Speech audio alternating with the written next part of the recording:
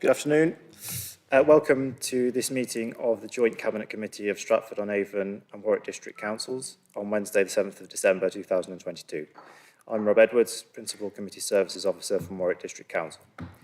For clarification for those members of the public watching, each council is represented on the committee by 3 councillors. These are Councillors Day, Hales and Tracy from Warwick District Council and Councillors Parry, Pemberton and Shenton from Stratford-on-Avon District Council. And in addition to this, there are a number of other councillors from each authority who are observing the meeting. The first item of business is the appointment of chairman of the meeting from the members of the council that is hosting the meeting. Please can I have any nominations? Councillor Tracy? Yeah, may I nominate Councillor Day, please? Is that seconded? Do I have any other nominations? Okay, those in favour of Councillor Day? And that's clearly carried, so over to you, Councillor Day.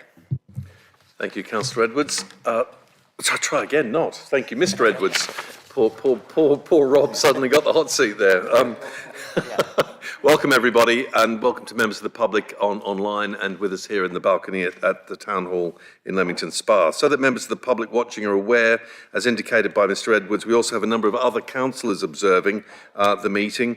These are obviously Councillor Milton, the chair of our Warwick Overview and Scrutiny Committee, and have we got apologies from Councillor Crump, or is someone representing the views of? I'm just seeking clarification from our Stratford members. I think we'll take some notes back for Councillor Crump. Very good. Okay, so we were hoping to have Councillor Crump, but not. That's fine. But we also have group representatives from Warwick District, Councillor Cullinan and Councillor Davidson, and assistants as well from Councillor Illingworth. Welcome all. Now, the next item of business is apologies. Obviously, we have apologies from Councillor Crump, and we also have apologies from the Liberal leader at Stratford-on-Avon District Council, Councillor Junard. Councillor Tracy is attending today as a substitute for Councillor Cook. Are there any other apologies? No further apologies, Chair. Thank you. Next item of business is then declarations of interest. Councillors, please can I ask for any declarations? Please, Joe.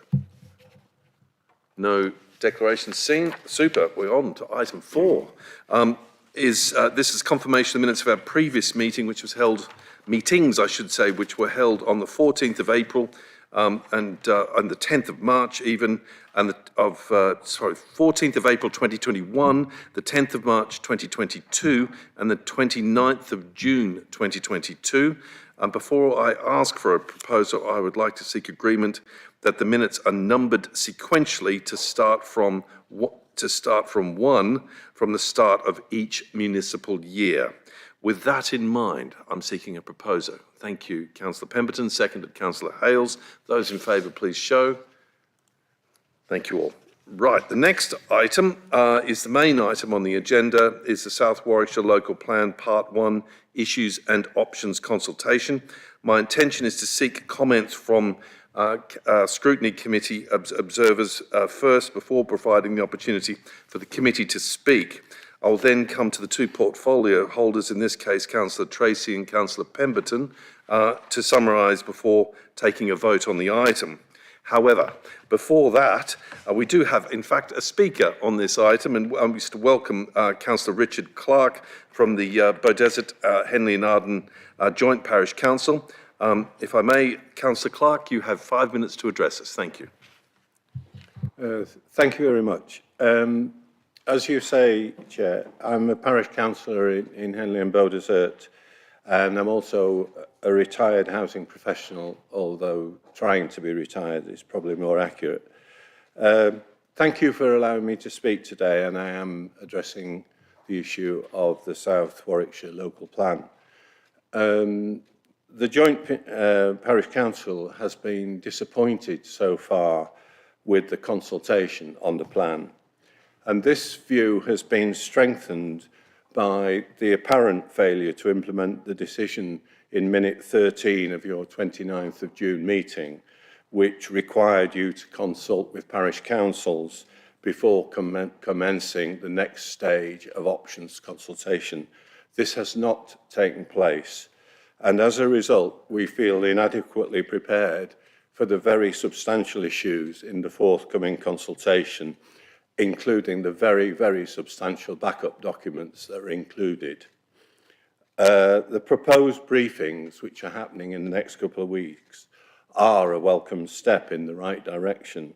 However, in the light of the previous weaknesses and the work which is required from all parish and town councils in the region, sub-region, we think a 6-week consultation period is inadequate. As this is a multi-year exercise, we think it is perfectly reasonable to ask the Joint Executive to extend the length of time of the consultation period in order to allow parish councils and others more time for proper consideration of the numerous issues involved. And we have already had a preliminary look at the documents, and even for an expert, they're very, very substantial. 5 weeks immediately after Christmas and the New Year seems 6 weeks, seems unreasonable, and therefore the parish council wishes to ask you today to extend that period by a period of some weeks. Thank you very much for listening to me. Not at all, thank you. Thank you for making that request. It's very clear. We'll debate that in a moment, but which you're more than welcome to stay and yes, I'll stay for the discussion if I may. Not at all, thank you. Very good. Well, before we obviously turn to officers to get some feedback on those particular points, the 2 points there in summary, one was whether or not the parish councils have in fact been consulted as we'd minuted, and secondly, with regard to the pros and cons of extending the consultation period. In summary, I hope I've been fair in making that summary. Yes, Councillor Pemberton. My recollection was that it was an engagement process, not a full consultation with parish councils. I think if we're going to have a consultation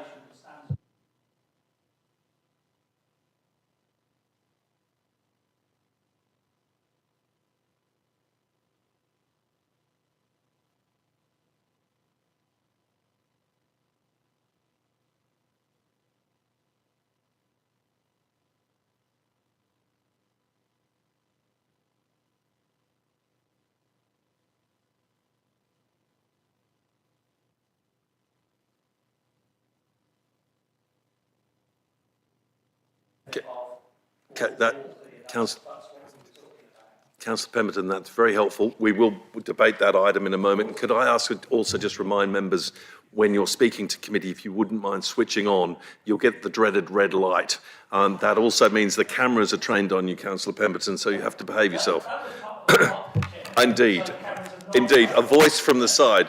Okay, so just to keep us running to schedule, what I'd like to do now is come to Councillor Milton to get feedback from what was a really quite extensive debate last night at the Warwick District Overview and Scrutiny Committee. And then I'm going to come, Councillor Pemberton, Councillor Shenton, Councillor Parry, to see if there's any initial scrutiny comments you've had from colleagues that you want to offer to this meeting, just to make sure we keep feedback coming from Stratford as well. So, Councillor Milton, could you share with us, please, views from Overview and Scrutiny at Warwick District?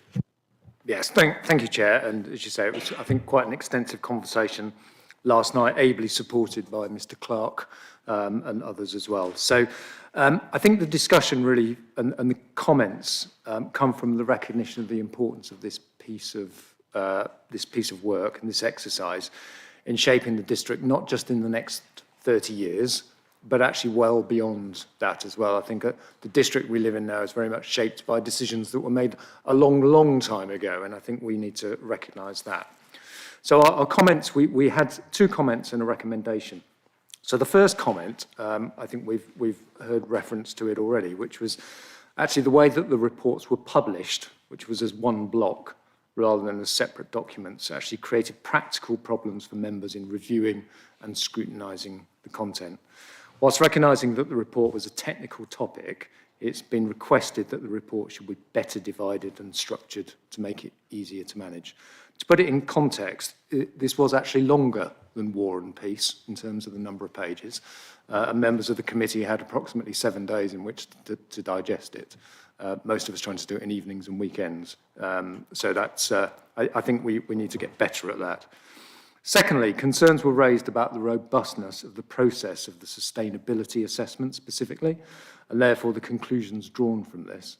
And the committee looked forward to feedback from the consultants in this regard. we were aware that actually it was slightly unfair on Mr. Clark to ask for very, very detailed feedback there and then. And then our recommendation really focuses around the importance of the consultation exercise and the fact at the moment I think it does risk being quite dense and inaccessible. So Overview and Scrutiny Committee recommended that the wording, process and navigation for the consultation is tested using a broad range of people to ensure that the type of responses are what would be expected. That doesn't mean that they necessarily align with what we want, but we do want things that are actually meaningful to our residents. And those are our comments. So thank you, Chair, for the time. Councillor Milton, thank you. And that was actually a very pithy summary for what was quite an extensive and meaty debate last night. Stratford colleagues, your views from a scrutiny perspective on what's come out of Warwick District, and then I'm going to go to our officers to comment, and then I'll come back to committee to debate. So Stratford's scrutiny view. So, as I understand it, having just a brief discussion with the Deputy Chief Executive who was in attendance, the Stratford Committee, Overview and Scrutiny Committee, in essence, is comfortable with the recommendations, is comfortable with the documents, the technical nature of the documents, and I think there's an acceptance that some of this stuff is dense. It just is. There was certainly no suggestion from the Overview and Scrutiny Committee at Stratford that a further piece of work be done to test the methodology and approach to the public consultation at this point. So I think they took the view that this was good to go. Councillor Parry. Thank you, Chair. I'd just like to add that many of our members attended the very, very helpful sessions, briefing sessions for the HEDNA and this Part 1 document, which they all found extremely helpful.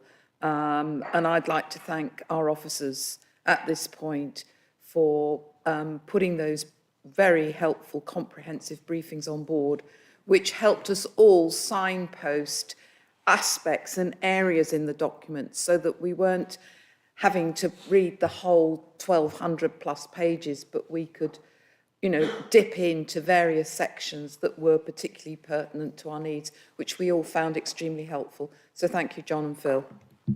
Thank you, Councillor Parry. I was going to come back just to officers in a moment, but before I do, Mr. Perks, did you want to come in and just confirm or deny? Because you were in attendance, as I understand it, at the Stratford scrutiny meeting. Because this is just scrutiny comments we're after here at this moment. I did attend the Stratford Overview and Scrutiny Committee, but regrettably I missed the item on this. I joined it later following another meeting. Mr. Careford attended the whole of the meeting, so he may be in a better position to comment than I.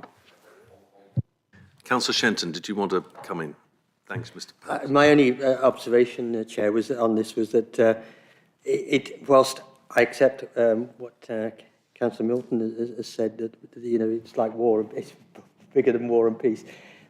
The amount of detail in there is necessary anyway, and I think you do have to pick your way through it. You don't have to read every part of it. There is a helpful executive summary as well. So my feeling is, like that Stratford OSC, that it actually is fit for purpose. Thank you. Now, Mr. Careford, from a scrutiny perspective, if you could share any further comments. Thank you, Chairman. Yes, just to follow on from Councillor Pemberton, the committee just made the point about making sure that there was a sort of summary and signposting when we do publish the consultation, so we can really help members of the public to navigate their way through the document, because it is a long document. There's lots to it, but just to ensure that it's we do as much as possible to make it easy to read and easy to respond to. Thank you. That's helpful. Thanks, Mr. Careford. Now, I'm going to just come to our group observers, of course, and if I may, Councillor Davidson, your views at this point. Thank you. I'd like to make 3 points based on our group discussion and being in the advisory group and lots there. In terms of the debate we've just had, my view is it's very well written, actually, and it's the navigation, how do you get through it? So there is a bit being mainly online, can you use hyperlinks and things to hide a lot? And the question I'd ask, last night, Phil Clark said that lots of people just go for one thing. So if they're interested in the housing numbers, they want to go straight to the housing numbers, what background do they need to make a reasonable answer rather than just their preconceptions? So that's a challenge for officers to make that link that it goes through for them and anyone else who has other quirks, whatever it is they're aiming at. My second thing is I should say there will be quite a lot of negativity about this, but the work done by officers particularly is immense. There's a huge amount of work in here. And again, members of the committee, the advisory group will know I and many others asked some lots of awful questions, and they, rather than saying, stop wasting my time, they say, thank you, Councillor, very nice, very important question. So thank you for that. There's a huge amount in it. The third point and final point goes to the things Councillor Milton said, the number 2 about the robustness. Councillor John Deering about sustainability assessment was a little bit more blunt than what was written here and says it was fatally flawed. Now, you may not come to quite that severe judgment, but it is difficult. And if you go into individual things and say, why did they put a plus there? It does look weak, and so there's a danger there. Again, people on the advisory group will know in terms of the I should say, first of all, that was done by external consultants. The next one's been done by external consultants, others about the carbon emissions for the different growth options. And it came to the bizarre conclusion, for most of us, that rail option was second worst. Now, the reason for that is they didn't include electric vehicles in that, but they did in the rest of them. So that's weird as far as we were concerned as the committee. And therefore, again, if you read it at face value, it seems to have a weird conclusion. We also have had lots of debate about housing numbers, and I'm sure that will happen again. So the conclusion, I think, as an advisory group we came to, and I'm sure Councillor Pembleton will say whether this is not quite right or not, is that neutrality by the committee, and hence the council, both councils, in terms of the status of those background technical reports, is probably the best way forward. That's what I'm arguing, and it's obviously up to you to debate. So that's the Hedner sustainability assessment and so on, all of them. It's saying these have been done by external consultants, and this is the difficult bit. Do you just say, that's it, or we don't support them, or we don't agree? You know, it's very hard to be properly neutral, but I think that's really important because it then gives wriggle room in terms of when they come back to say, well, Hedner said this, Gove said that, or whatever it is, for whichever one it is. So that, I think, is a crucial decision for you now. Thank you. That's really helpful, Councillor Davidson. And I can tell you've been through a local plan before. but really what we are saying is that this is expert advice that we are now taking out to consultation. We are saying we're neutral about it, and we do want to draw on the expertise available out there to challenge that expert advice so that we come to, hopefully, a correct and informed decision on the next steps. So I think you're right to draw that out. But do you want to come back on my comment there? Well, it's interesting because at one level it's expert and in another it could be fatally flawed. So that's the difficulty for you. So my example of the growth options, I can talk to you at length about modelling and how you go about modelling, and I think they were having a modelling mindset, whereas us as councillors want to know which option's better, please. And they didn't really answer that. It's a fair comment. Thank you, Councillor Davidson. Could I come to you now, Councillor Cullinan from the Labour Group, and welcome your views? Yes, thanks. I haven't been to any meetings about joint planning, so I'm totally new to it. So looking at it over the weekend when we got the papers, the 1,000 papers to look through relating to this was a bit, what on earth is all this? But I must say I found some of it really, really helpful and interesting. And particularly looking at the Hedner needs assessments, all this very specific information about one-bed flats and two-bed houses being the most needed sort of housing, etc., on affordable and social. I think, of course, you know, I would come from that angle of looking at all that, and it's really important, particularly in light of, you know, housing benefit, etc., being frozen for a number of years. I think the question to me is what's affordable and what isn't, and, you know, that's all caught up in agreements, isn't it, and percentages and etc. So it is a difficult subject, I know. Yes, I think the organisation of the papers was very difficult to manage. I agree with the comments of, you know, our scrutiny committee, and, you know, separate links to each part of the paper would have been good so that we could dot around it and go back to it rather than keep flagging through all of it to find things.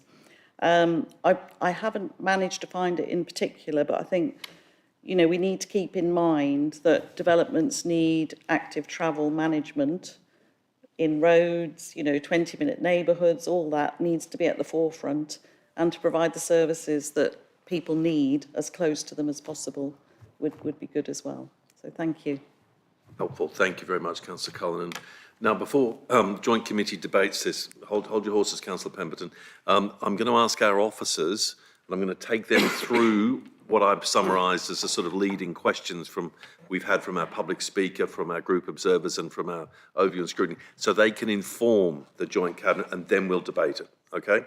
So the first one I've got in no particular order, the not consulted question from we had from Councillor Clark. Can you explain what we did and did not do, and in particular with regard to Henley and Arden Joint Parish Council, Henley and Arden Joint Council, what did we do with regard to engagement with our towns and parish councils? Thank you, Chairman. Yes, so to follow on from Councillor Pemberton's point, and I haven't got the actual minute in front of me, but my recollection is that it was about engaging with parishes and town councils in respect to some of the technical work. So the settlement analysis in particular, and we did that earlier in the year. We had a decent response from parish councils. I can go and double check that Henley were actually consulted, but my understanding is that they were. I don't know, yeah, I assume we haven't had a response from them. So from our perspective, it was a consultative engagement around some of that technical work, not a pre-consultation on this stage. Very good. So but the consultation is about to take place in the public consultation. So it was a technical engagement initially to get the facts right, so to speak. Mr. Clark. Just to add to that, Councillor Parry mentioned the briefing that we gave to both sets of district councillors, a couple of events that we did for that. The ones that Councillor Clark referred to that we are doing next week have been effectively a slightly condensed version because, of course, the presentation we gave to district councillors was actually, we did you one in September and then another one in November. So we're bringing the two together. But we're doing that specifically for the parish councils as a bit of a, well, following tonight and assuming the report is approved to go forward, to give them a bit of a heads up and to give them, to put them in a better position when the formal consultation starts, which we are proposing in January.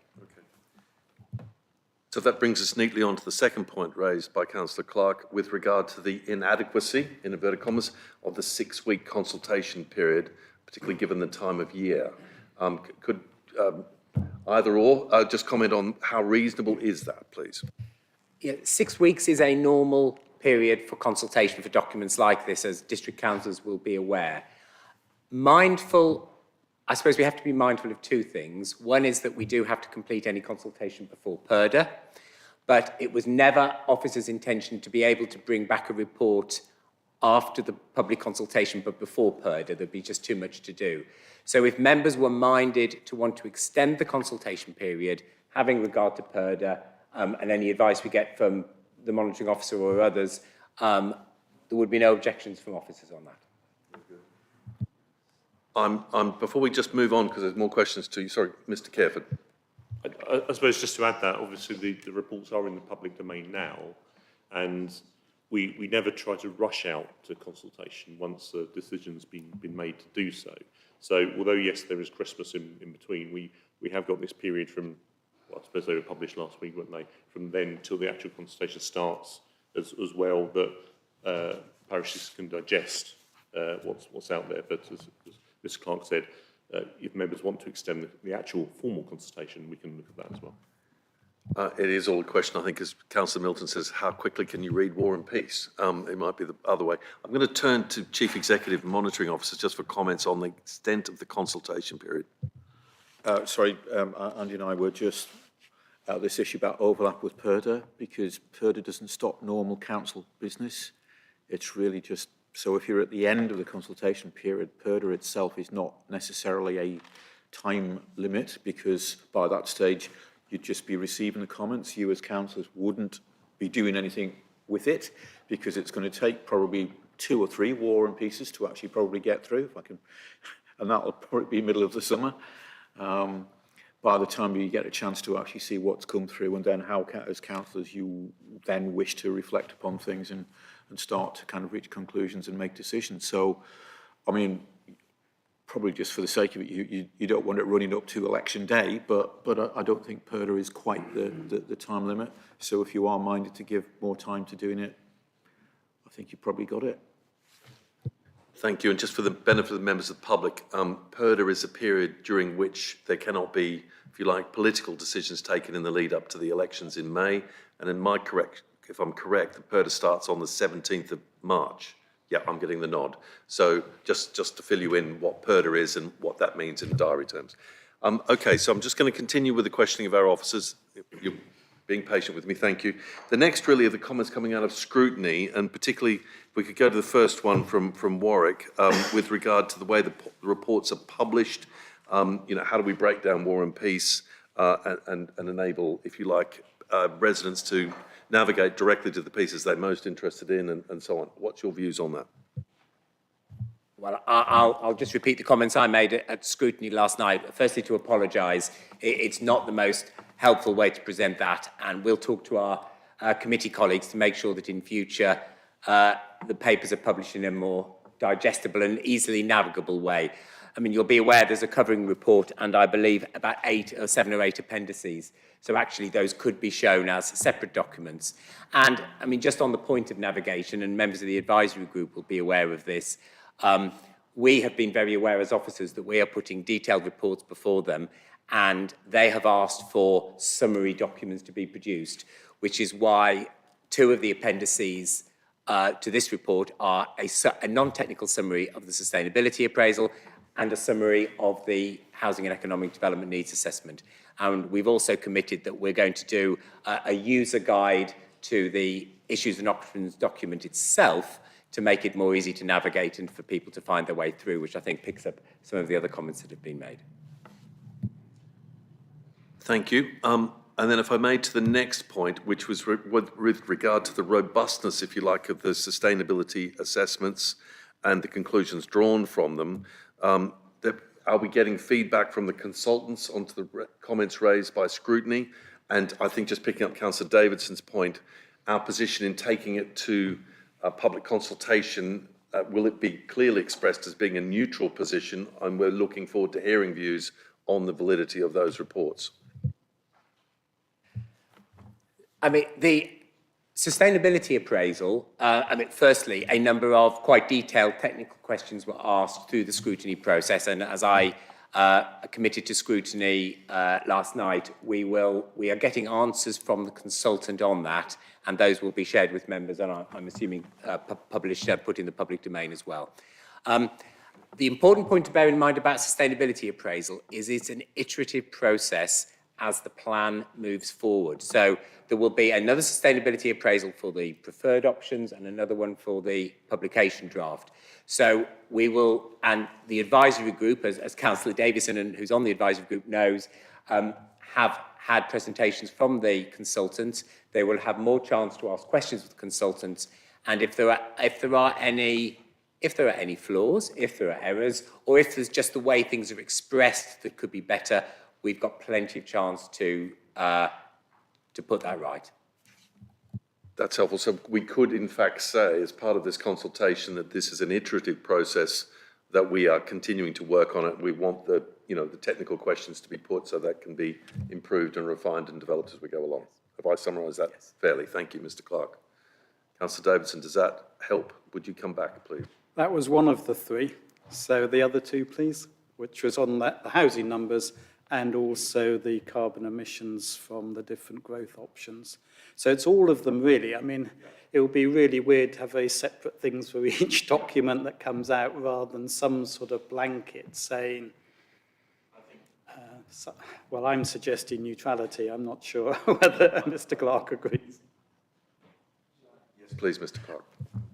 Yes, I mean, what we are looking to do with all of this is be transparent about the evidence that we are gathering, and as we say, much of it is commissioned from independent experts, to inform the thinking that we're doing at the moment.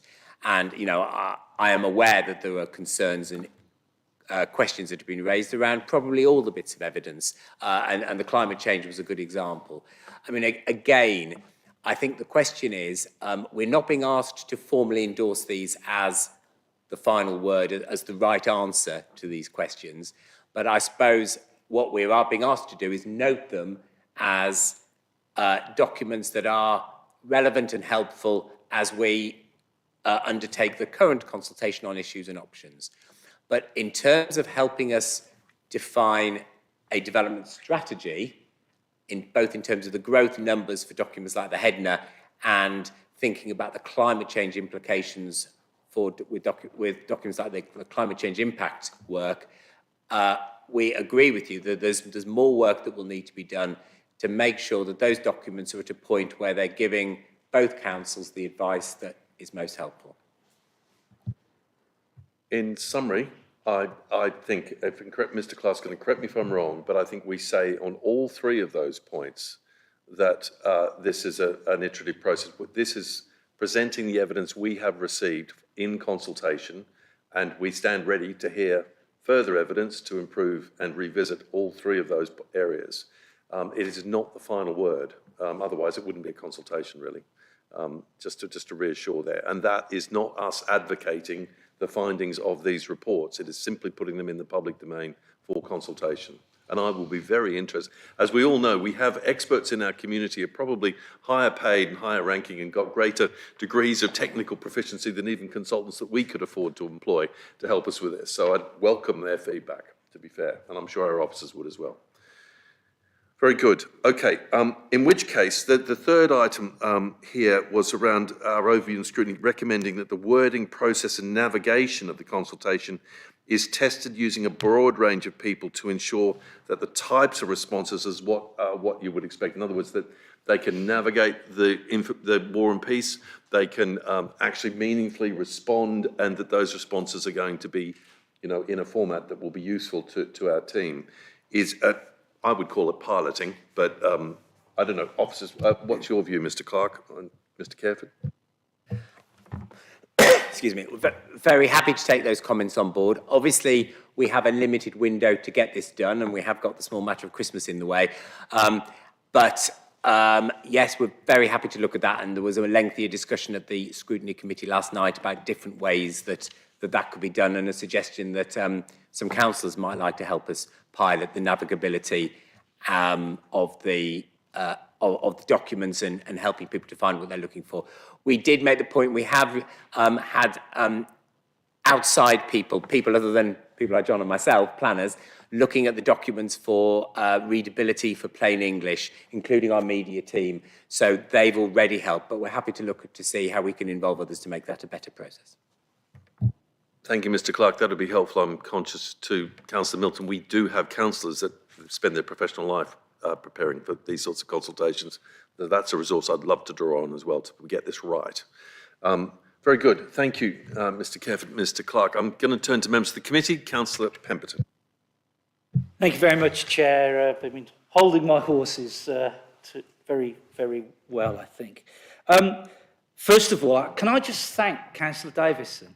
Those of you who may have been participants to the consultation group member meetings might be forgiven that sometimes there is a robust challenge either way, but I have to say, and I did say to him, but I want to say publicly, his approach and his questioning and his use of evidence, it has added immeasurably to the process, and it puts officers on their mettle.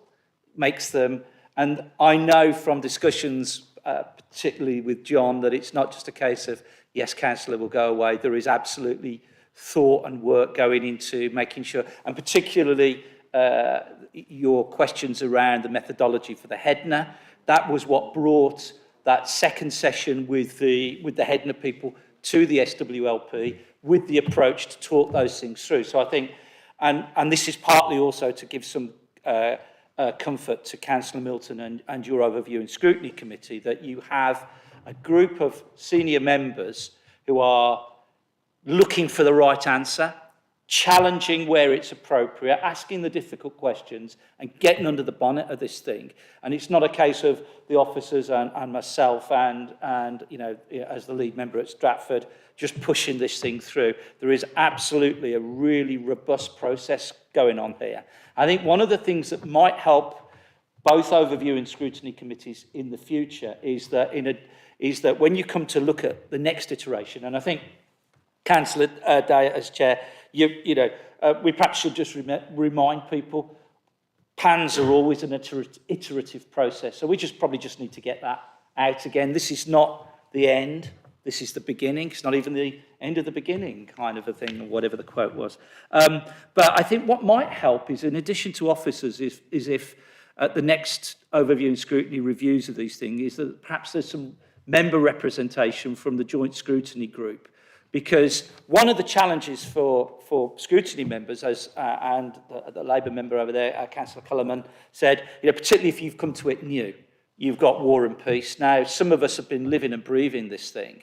And so you're on the back foot, but I think it would be really helpful if members could help inform your debate and processing next time around and help you with that and understand where it's at. Because I do think that there's a lot of comfort that can be given that you've got senior members from both authorities really digging into this thing.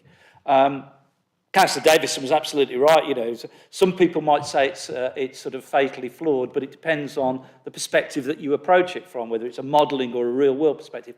And frankly, a lot of people will look for the evidence to support their arguments. I think if there's any suggestion that any of this evidence base is fatally flawed, we'll find out in the next 6 weeks, because there'll be a number of stakeholders will be handing us our homework back and saying, must try harder. So I think we can have some comfort that, and I think the advisory group is confident and comfortable that the evidence base is fit for purpose to go out. The recommendations are that the evidence base is noted and used, and I think that is neutral enough for Councillor Davison. I understand why he wants it to be neutral, and it should be neutral, and I think that gives that. I think Councillor Cullerman, I think if we can give you a quick crash course in bringing you up to speed, I think officers can organise that for you, and certainly I'd be happy to help you with some of that, because things like climate change are a golden thread through this new plan approach. So hopefully you'll be good with that. I have to say I'm not comfortable with a focus group type approach to what the consultation should look like. We haven't done it in any other way, shape or form. And, focus groups, they are again a self-selecting thing. They can change the ending of great films, but that doesn't mean to say it's the right thing. The biggest and best focus group you can have is the public and the key stakeholders. And actually, I think that all we would do is add a process and add time. And on that point, I think there was not a commitment, quite rightly, to give a pre-consultation consultation to town and parishes, because that would cut across the process and would be up for challenge. And whilst it's a formal 6 weeks, as officers point out, the documents were published last week. That's the thick end of 12 weeks. I don't think you need anything more than that. Frankly, I've got a full-time job, so I haven't got an infinite amount of time to read this. So if I can get through it, I really think 6 weeks plus your lead-in time is enough. Because if it's important enough, you'll get to it, and it's important for people. So I would not be for either a focus group pre-consultation. I think we've got a process, we go with it, and I think that the consultation period is sufficient. It's in line with what we would ordinarily do. And again, if we move away from those kind of processes, my other concern is about people then challenging it. helpfully, and most of you won't have seen it, that Michael Gove's written an opining on these things, and he helpfully told us there is no objective way of assessing housing numbers. That's great for everybody, that is. But I think we've got as an objective set of data that we can for this part of the process. It isn't the end of it. It's like, I think of it like a hopper. You throw all this stuff in the top and we start sieving it down, and then we get to some options, which will be difficult decisions. So I'm keen to promote or to recommend to promote the recommendations as they are in the papers, and that we should press on. We've got some bits and pieces around some navigation. Officers can deal with that, but I think the meat and drink of it, I fully support the recommendations. Let's press on. Let's get the information. Let's move page. Let's do the next sifting part of the exercise. I'm not convinced there's any benefit in us going round in any more of a circle than we have, and that would be my very strong wish, that we get it out and we move on. Thank you, Chair. Good stuff. Councillor Parry. Thank you, Chair. I just want to say that I concur with Councillor Pemberton. I also want to say, because I'm a parish councillor and can understand it from a parish council perspective, anything as large as this needs the parish to have a separate meeting outside of their normal monthly meeting to discuss this, because January, February is a very busy time for them as it is for us with budgeting and that sort of thing. And so they would need to, I think one of the key points to highlight to parish councils is for them to organise, certainly to have an extraordinary meeting just to focus on this particular aspect, so they give it its due time and respect, and that can be done within a 6-week consultation. I think the danger of extending it to 8 or 10 weeks is you just kicking the can down the road. And I think the focus, particularly if you've got your parish council, town council meetings, that you advise them to think about setting a date in January, February, sort of 4 or 5 weeks into the consultation period, to get it in their diaries. They recognise this is a big thing to look at, and then they give it the full Monty, and it's just that on the agenda, and then they can be focused. Thank you, Chair. Thanks, Councillor Parry. Comments from other colleagues? Right, well then, if I can bring us to the particular recommendation from Overview and Scrutiny, Warwick Overview and Scrutiny, just to deal with that first before we actually take any further thoughts on the consultation period, because I actually have a contrary view to offer, and that is that our committee recommended that the wording, process and navigation for the consultation is tested using a broad range of people to ensure that the type of responses are what we would be expected. Now, just to reassure Councillor Pemberton, I do take your point. This is essentially running a pilot. It's not anything else, just to make sure the technical delivery of the consultation works. Am I correct, Councillor Milton? That's what the gist of it? Yes. So I would welcome views on that. We have to take a vote on this as it's a direct recommendation from Scrutiny, and I'd welcome views from the committee on that. I think I've certainly expanded my view that I wouldn't support a further pilot. I think, as I said, the best focus group is getting it out there. I picked nothing up from the local plan group who've been close to it, and perhaps Councillor Davison might want to come in here, that said that felt there was needed to be an additional testing exercise. I think that the group was neutral, but happy that it goes out that it's neutral, and certainly I think we get it out there, and I think that I see little to be gained by it other than pushing it further down the road, and we do need to move at an appropriate pace and ensure that we give people clarity. The inevitability is that there would need to be some further work. Because again, you're into writing it by committee. A focus group is inevitably going to take a potentially different view. And so do we start again? I'm not sure I think we want to be careful what we wish for here. This is good enough to go out and to consult on. It is inconceivable that any focus group wouldn't say, well, there are certain things we would change or we'd want to relook at this. And what you're actually asking is to, you run the risk of being asked to start again. And I do strongly say be careful what you wish for. Councillor Shenton? Thanks, Chair. My view on this is I can understand why this recommendation's come forward. I can certainly understand that. My concern would be that we delay the process by going to a focus group, and I'm not sure that the benefit of doing that is good enough to actually delay the process and go down this route. I can understand it, though. I don't accept that, that some people are going to find this testing and challenging to navigate through. But delaying the process further, no, I'm not comfortable with that at all. I think we should go with it and let's see what happens. So that's my view. Okay, just to clarify, this is not a focus group. That's not what was proposed by the Scrutiny Committee. The second thing, I'm not hearing any request to delay the process. What I'm hearing and what I heard last night was the need to make sure it works. And without doing this piece of work, our Scrutiny Committee were not confident it would work. And therefore, the consultation would be a misfire. Now, I asked members if I may just finish, Councillor. Sorry, Councillor.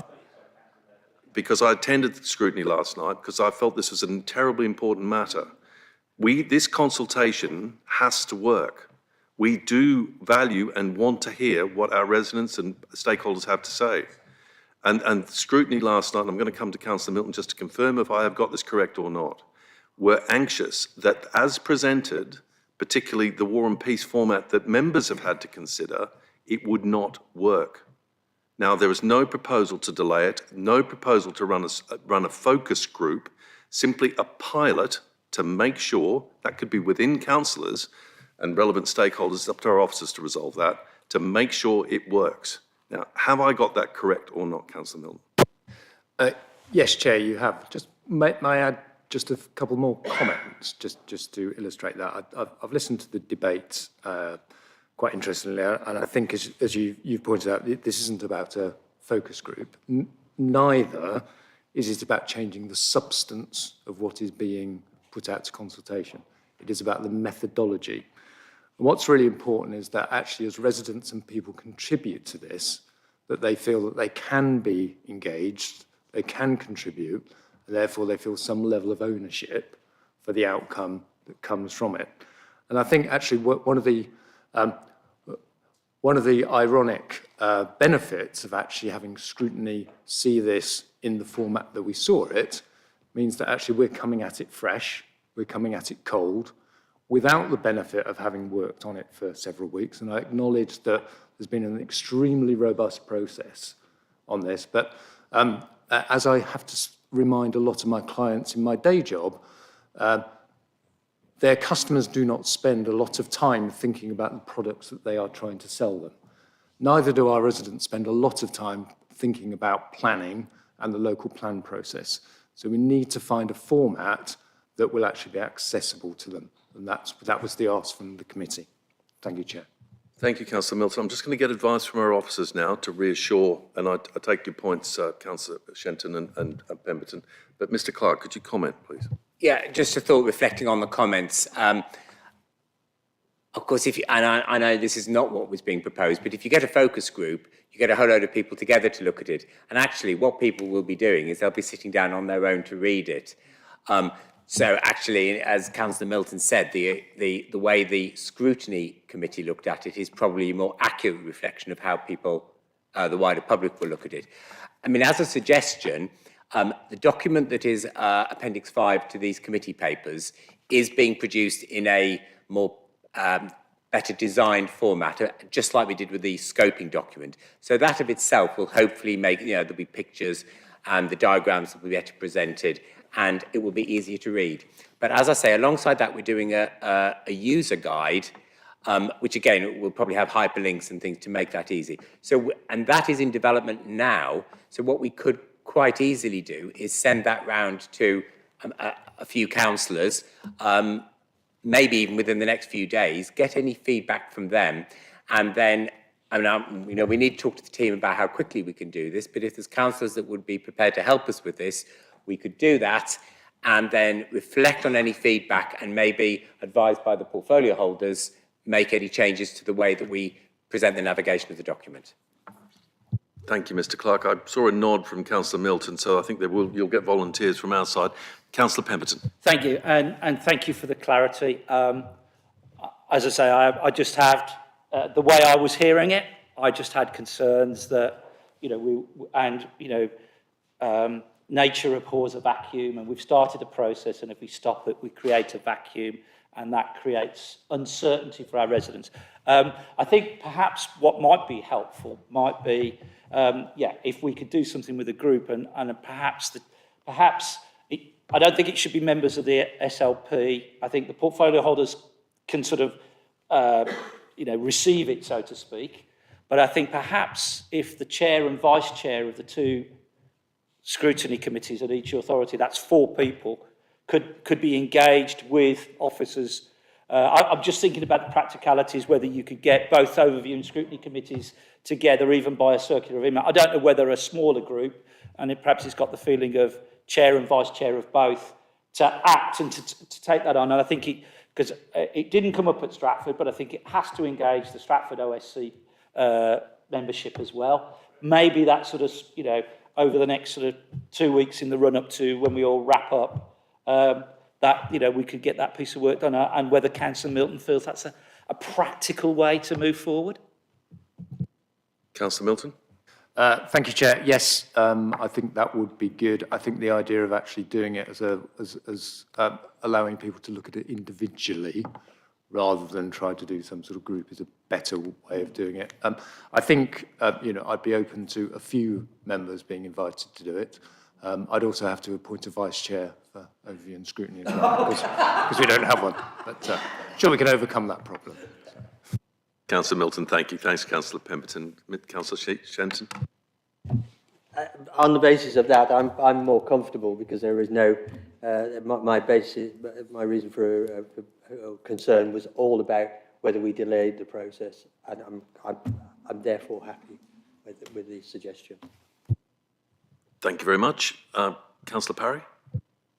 I think my only observation would be, I think it would be helpful perhaps to have a couple of members who aren't quite so close, who haven't looked at the document before. I think trying to put this into the hands of members of the public, we want really, certainly a couple of people, and I'm sure we've got them with our own members, who perhaps haven't already gone through page by page and sector by sector, so they're a little bit fresh to this, and that it's not, they're not covering old ground, because I think that's really important, because members of scrutiny and ourselves, we've looked at the document. We actually want people that haven't really gone over it with a magnifying glass.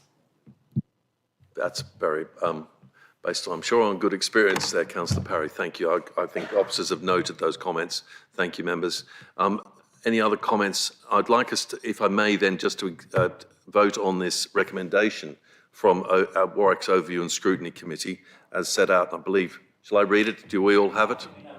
Yep. So are we, could I please have someone move that motion? Thank you, Councillor Hales, and second it. Councillor Pemberton, those in favour, please show. That's carried so far as a recommendation from Warwick. Thank you.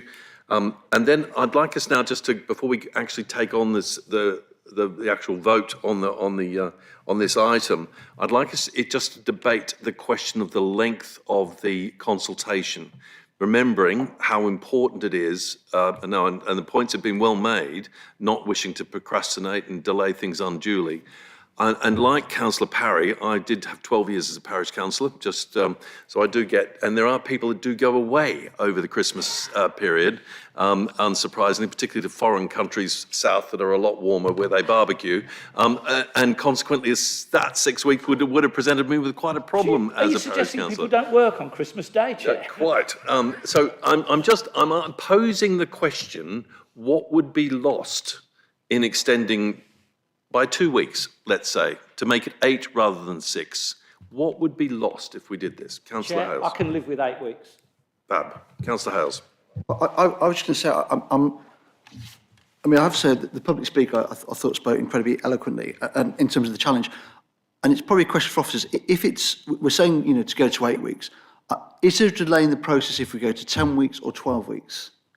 So, I mean, if we're arbitrarily saying, OK, it's now going to be 8 weeks rather than 6 weeks, what's the delay to actually get as many people to go and consult on it? And parish councils, as we know, meet once every 6 weeks. So are we saying they have the opportunity to meet twice in that period rather than just once? Because I think it is key to consult from there. If there is an issue with the process and it delays the process, I totally understand that. But if the process is we go for 8 weeks, 10 weeks, however long it is, is there a delay from there? Can I get advice from officers on that? Just the general timelines, what's normal for consultation? How would this impact on our overall timelines, to Councillor Pemberton's fair concern? It's a bit of a how long's a piece of string question. And in a sense, it doesn't matter, but in another sense, it does. 6 weeks is the statutory period, the minimum period for consultation. As I think I've already said, I think as officers, John and I would have no problem with recommending to you an extension of that would be perfectly in order. Now, of course, the analysis that officers will want to do of the feedback from the consultation takes some time, and obviously we can't start that till the consultation finishes. Now, that's not to say there isn't other work that officers are doing at the same time, other bits of evidence. So that's why I say in a sense it doesn't matter, but in a sense it does. I think the other thing to say is, and I absolutely understand there's a lot of material to go through, but if you double the length of time, you might find people just spending, it's the latter part of the period when they actually engage with the documents. So, and we will still, whenever we do the consultation, we will get the majority of comments coming in the last few days and probably the last 24 hours. So absolutely no problem with an extension. Perhaps if we make it too long, people almost lose sight of the closing date. 8 weeks would seem a reasonable time, I think, to John and myself. We could look at others, but I just from a management point of view, wouldn't extend it too long. And thank you for that. And going back to Councillor Parry's point, the longer you leave something to run, it just delays and delays and delays. And the best way to get out there, I suppose, just to understand if there are any deadlines from there. But in which case, then, going to yourself and Councillor Pemberton's point, and obviously what the Speaker said, I think 8 weeks makes perfect sense to go from there. Thanks, Councillor Hales. Councillor Pemberton?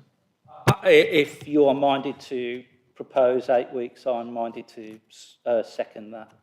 Very good. Then I'm minded to propose from the Chair that we extend the consultation period to 8 weeks as opposed to 6. And I'm minded to second that. Thank you. Any debate on that matter? On that motion, can I ask for a vote then? Please show if you're in favour. Thank you. So that amendment, I'm just looking, Mr Edwards, to make sure I don't cross over. Very good. Then we now come to the substantive motion, the main item of business, which is with regard to the South Warwickshire Local Plan Issues and Options Consultation. Is there any more debate or comments from, or do I find someone prepared to move that we accept the recommendation? Councillor Tracy? I'm happy to propose and accept the recommendations of the report with the addition of the comments that came from overview and scrutiny that we debated earlier. And the amendment to 8 weeks as opposed to 6? Yeah, I kind of counted that as an O&S. Thank you very much. Does that find a seconder? Councillor Pemberton. Those in favour, please show. That's carried unanimously. Thank you, colleagues.